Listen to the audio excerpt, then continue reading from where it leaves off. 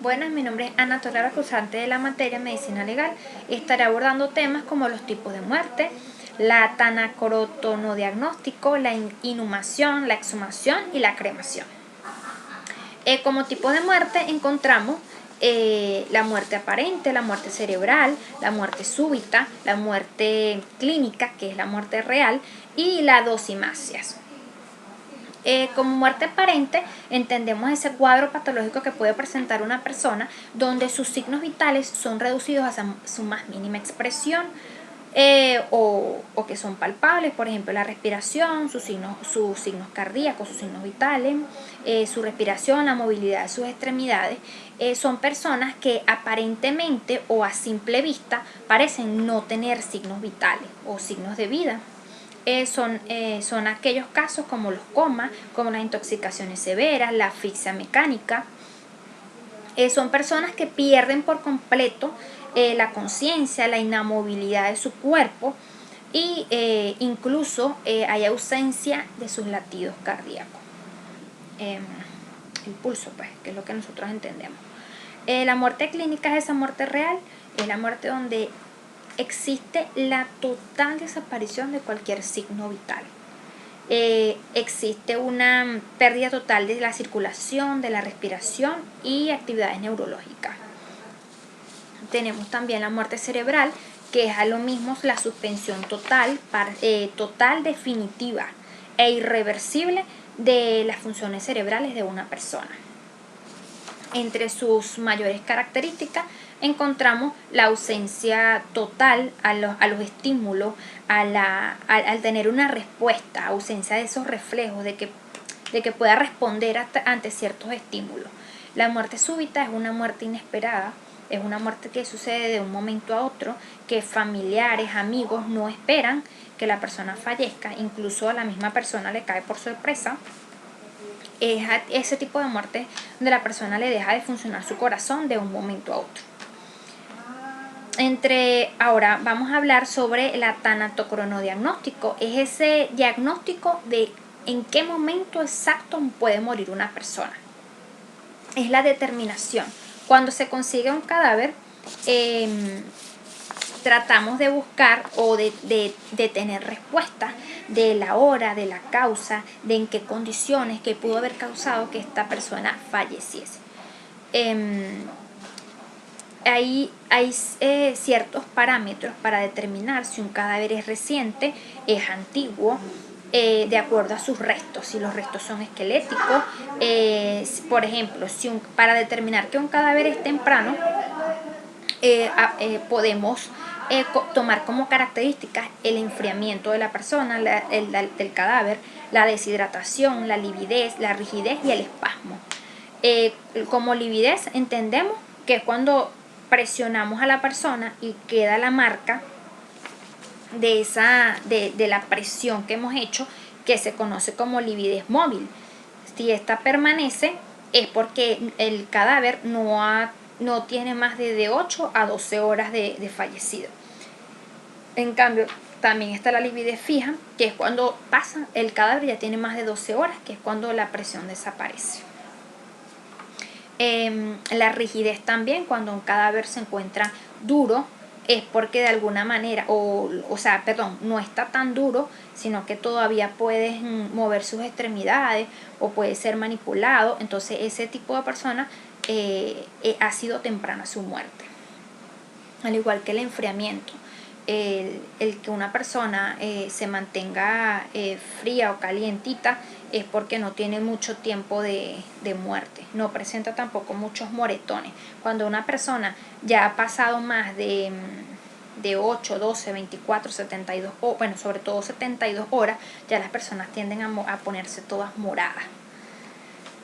Para eso son tipos de fenómenos cadavéricos tardíos, que es la autólisis, la putrefacción, la antropofagia, la dicoposira, la corificación y la momificación. Entre el más relevante para mí es el de la putrefacción, que según lo que leí, la putrefacción tiene varias fases. Como ella está en la fase cromática, la que es cuando tiene más de 24 horas, la enfitematosa, que es más de 72 horas, la fase de licuefacción, que es cuando el cadáver ya tiene más de 7 días, y la fase de reducción esquelética, que ya es cuando ya tiene muchos días ya. Esos son los tipos de putrefacción.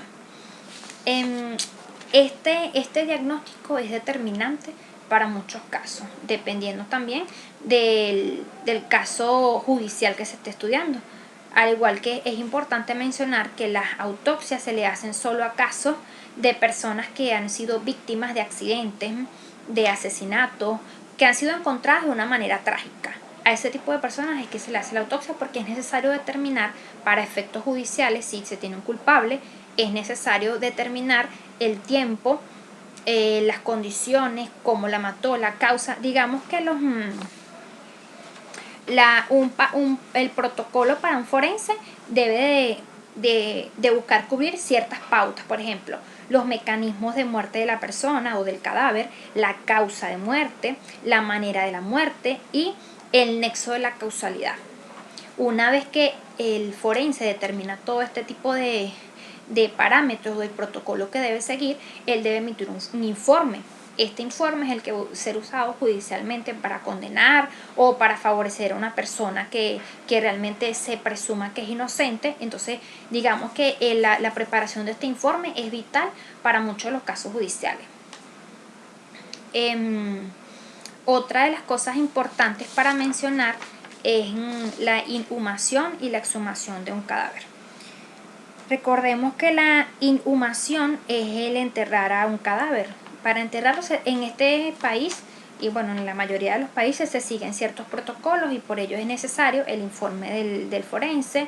En este caso te tienes que dirigir a una parroquia con el informe médico para que te levanten la defunción. Con esa defunción es donde tú pides el permiso o solicitas el permiso ante el cementerio donde lo quieras enterrar al cadáver, para que entonces ellos puedan acceder a que tú hagas el entierro. Porque si no se tiene un acta de defunción, no se tiene el permiso y la alcaldía no permite que tú hagas esto, entonces no puedes enterrar un cadáver. Debe primero existir el acta de defunción. Y al igual que para la exhumación de un cadáver, hay que presentar ciertos parámetros para poder hacerlo, porque exhumación es sacar el cadáver de la tierra, o sea, es excavar y sacar. Entonces siempre debe haber un motivo de fuerza mayor para que esto se pueda hacer, bien sea porque se está estudiando judicialmente el caso, porque los familiares necesitan hacer el traslado, o porque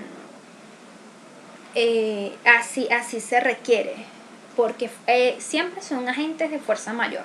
La exhumación no se hace por gusto, sino que tiene que tener una fuerza de causa alta para que un juez o un organismo público pueda acceder a la exhumación del cadáver.